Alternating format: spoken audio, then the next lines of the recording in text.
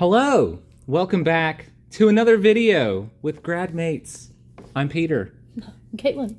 And today we're going to look at some partial fractions because everyone loves partial fractions and it's so much fun. And Caitlin thinks her way is better than my way. So we've had a little debate over it. And there's a problem that we found that I'm going to try to do it my way. And I'm going to let her do it her way. All right, so we're going to do a simple example first, one that actually has numbers, and then we're going to do partial fractions with only letters. Oh, no way. You mean we can do math without numbers? What is this? So we're going to have a lot of fun today. I hope you're ready for some math, and let's get started. So here's the problem.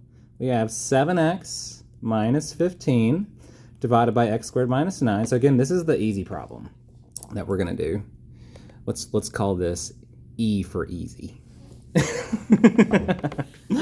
you gonna do it your way? I'll do it my way first, and then you're gonna do it your way. Yep. Okay. So this is how I was taught how to do partial fractions. And actually, when I was a student, my teacher only taught us. Oops, hang on. Let me make some more room here. Only taught us how to do the linear factors and nothing more than that. So the first thing you're gonna do is you're gonna factor.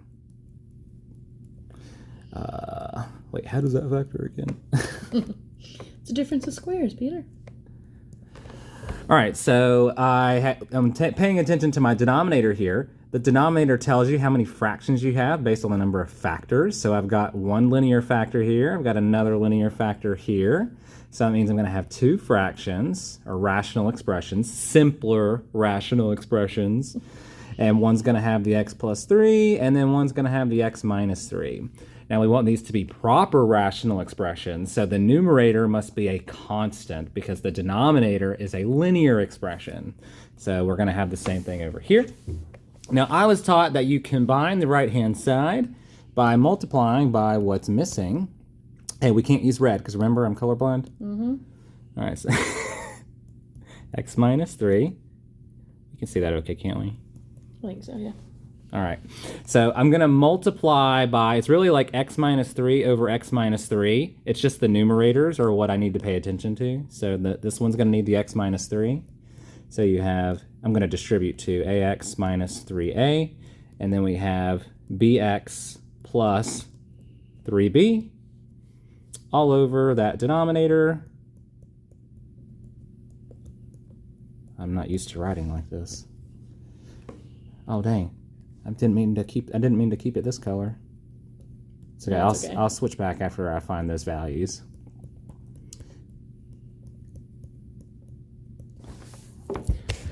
All right, so I'm going to look at my linear terms, so the stuff that has the x's. So I have ax and I've got a bx. That has to be equal to this one over here because their denominators are the same. So we have a plus b. Those are my linear terms. They equal that 7x. And then I'm going to do the same thing with my constants. So we have the minus 3a and then the plus 3b. Minus 3a plus 3b. And then that's going to have to equal negative 15. So I've got my nice little system of equations here. And there's a couple of different ways you can go about doing it. But I'm going to divide my second equation here, equation 1, equation 2. I'm going to divide equation 2 by negative 3, or not negative 3, but just by 3, plus b equals 7, and this one will be a minus a, and then that's just going to be a plus b, and then 15 divided by 3 is 5, at least I hope so. And then I'm going to add my new first and second equation. So we have 2b is equal to 7 minus 5 is 2, so it looks like b is equal to 1. And because I know that in my first equation, a plus b equals 7, I know a plus 1 equals 7, which means a has to be 6. So I now have my final answer. I'm going to erase what I have here. I'll just write it the list. So A was the 6, and then the B was the 1. And that is how I was taught partial fractions. Wow. I know. It's a lot of work. It is. Well, let me show you my way. I love a good system, but and I Here's honestly, where Caitlin gets to flex. I don't remember who taught me this. Like I really don't. I'm gonna go from the same. I'm gonna leave his answers up there. Actually, we start with the same process, and this is what I do. So you still factor it. You get your two fractions. Let's go back to the idea of a and b here. And then what I do is I multiply both sides by the common denominator. So common denominator is the x plus 3x minus 3. So this left side, that completely cancels out. And I'm left with 7x minus 15. And then when I go to multiply each of these fractions, a already has x minus 3, so that part would cancel out, and I would have a times x minus 3. Mm-hmm. And then, similarly, for b, it already has the x minus 3, so you'd have b times x plus 3. And that would be the equivalent of just my numerators from what I did. Correct. And I did not distribute. You distributed, right. I didn't. Because what I want to do is I just want to substitute in some numbers that maybe I can cancel out. So I have 3 unknowns right here. I've got my x, I have an a, and I have a b. But if I, what color should we do? Let's do a blue. You're about to see efficiency at its finest.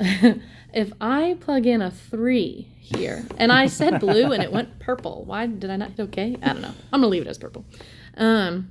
If I substitute in a 3 here, 3 minus 3 gives me 0. A times 0 cancels out. So if I substitute in a 3 wherever there's an x, so I have 7 times 3 is 21. That's so interesting to me how you just like write it underneath the letter like that. Like I would definitely write it out. It's with 7 parentheses. Oh, well, see, usually what happens is there's usually only 2, so I can write one below and one above. Okay. Oh, I see. I run into a little bit of issues when we start talking about C's and D's. I was always told the smartest people are the laziest people. You're calling me lazy or smart? Both. It's like, well, we want to do this with as little work as possible. Well, I always tell my students that mathematicians are the laziest people.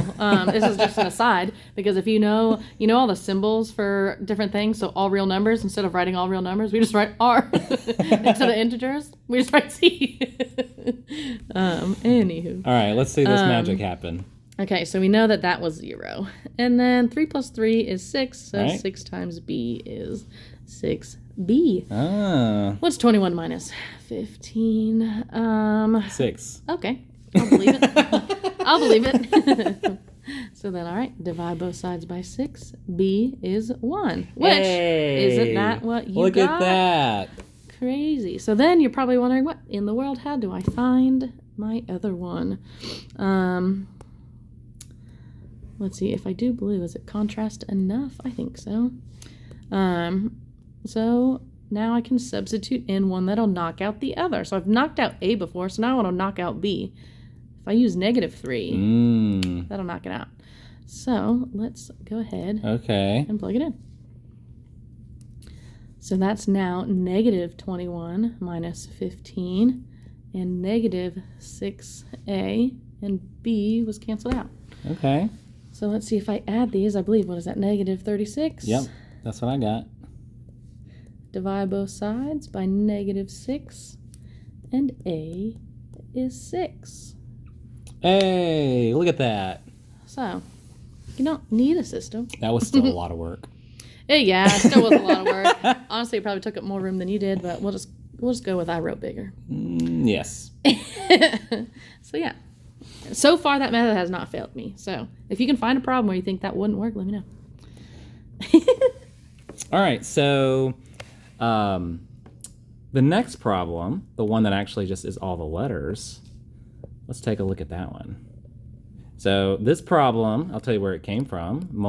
So there's a where we work, a former student is now at another school, and they're taking differential equations, and they said, hey, I'm teaching it this semester. I said, hey, I'm at this school and I was wanting to know if you could help me with some differential equations. And they're talking about Laplace transforms right now, and partial fractions is very common in Laplace transforms. So the problem that they sent me was, now we're not going to do the Laplace transform, we're just going to do the partial fractions. But it was, oh, let me change that to white. Oh, it's over here. I should have just clicked that little circle up there. You're probably like, why do you keep pressing that button? So we have alpha s squared plus beta s plus, I'm guessing that's a gamma. I don't even know. It's just one of the Greek letters. And then we have s minus a, and then you have s minus b, and then you have s minus c. So this is the thing that you're starting with. You have to use partial fractions, and once you use the partial fractions, you then can find the inverse Laplace of each of those fractions, rational expressions. So when I looked at this, I thought, okay, well, I guess you'd have three fractions. You have a over s minus a, and then you have b, capital B, not to be confused with beta. poor letter choices here. And then c over s minus c, little c. There's, again, poor choice of letters. Maybe we should change this to like d, e, and f. Maybe that would be better. E, and F. All right, so I know that this one's going to need both, the D is going to need both the S minus B, S minus C. So you have D times S minus B times S minus C. The E is going to need the S minus A, and it's going to need the S minus C. And then the F, I'm writing too big, I think. Let's shrink this. Oh, I guess I'm not, maybe, okay, we're just going to try to fit it in here. And then F is going to be S minus A, and then S minus B. And of course, that's going to be equal to your numerator up here, and I clearly have written too large to fit that in there. So then I looked at this, I thought, man, I'm going to have to multiply all this out, and I'm going to have to set it equal to the numerator, and then I'm going to have to equate terms together to set up my system of equations. So I got to this point, and I just said, yep, I don't think I want to go anymore. Okay. So you want me to try and finish it out from here? Yes, finish it out from here. Okay, I'm going to try and use different colors for each thing. So theoretically, and I have not tried it with this problem yet, so theoretically, if we use my idea of trying to knock some letters out, I'm just going to go left to right, and I'm going to say, hey, I'm going to use... Won't you need the right-hand side too, though? Since I don't have it equal to right-hand side. Oh, this part? Yeah, I don't have... I'll come back to that. So, okay, yeah. I'm going to plug in B in for my variable S. So, I'm going to plug it in here too. So, what is that? That would be alpha B squared plus... Beta. That is beta here? Beta? Yeah. Mm-hmm. B. Plus what we're going to collectively keep calling gamma. And what's wrong with your back, Dad? What? See, the two B's are beside each other. It's like the kid and the dad.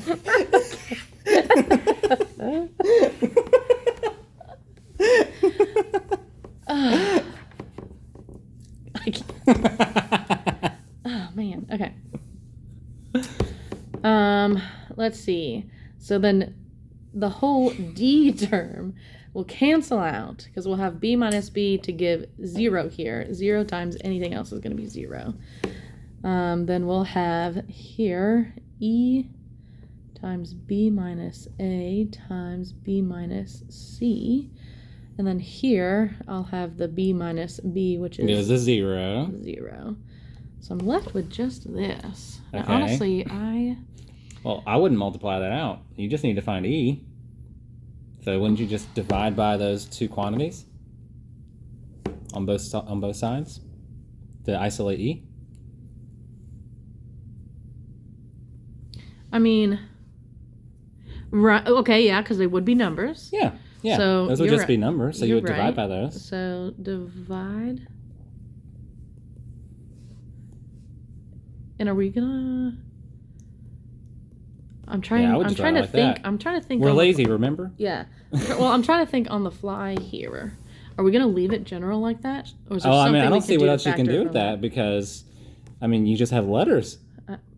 So Okay, I can't tell if you're being sarcastic. No. Okay. I'm for real.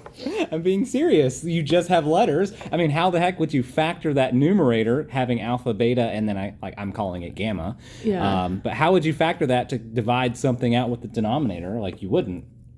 Well, Like if I you was FOIL this trying to out, you'd have think. b squared minus bc minus ab minus ac or plus ac. So there's nothing. I think you should just leave it like that. Okay. So that would be your e. And that's all just a number because alpha, beta, and gamma are numbers, and then b is a number, so it's all just a number. Alrighty. Well, then we'll leave that. It's not pretty, but I guess that's okay.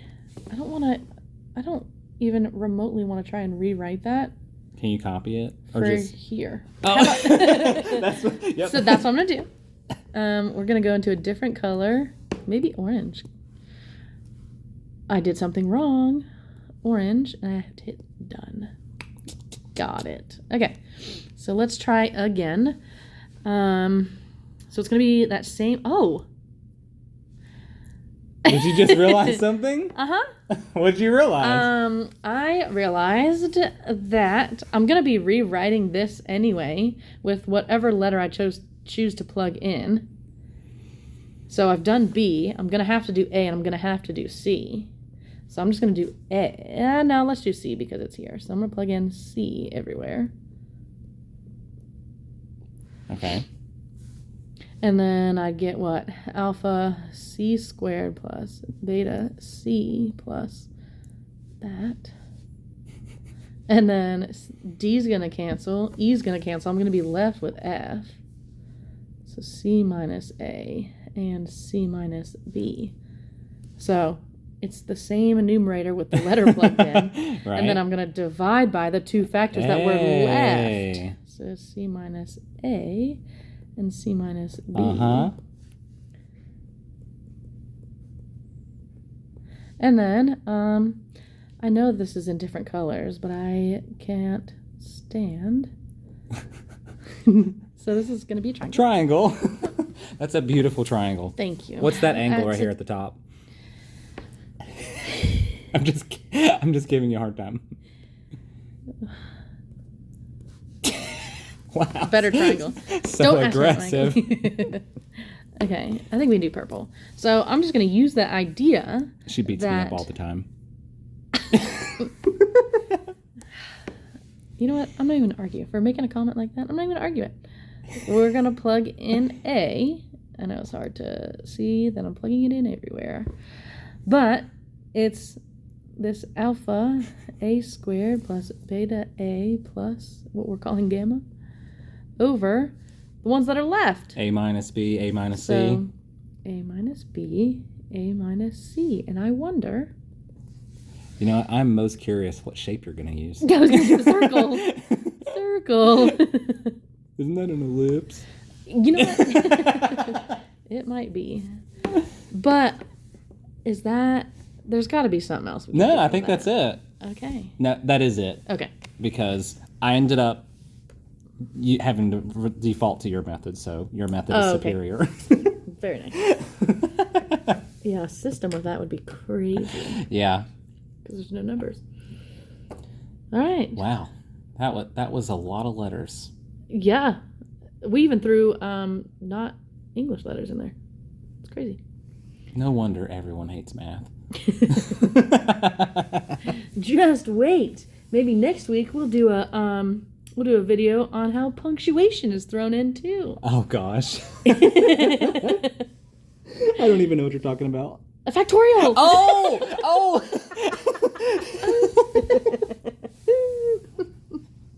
That one went right over my head. It did. It's like, okay. Commas, periods. Alrighty. Well, now we're gonna have to do a video next week on factorials because I'm know, gonna have to show Peter. Well, how so punctuation maybe we goes. should do another one of these videos too, because we only had distinct linear factors. Oh no. Yeah, we can make another video on that. Oh, on ones that aren't linear. Yeah. All right. We'll come back for part 2 then. Thanks for watching.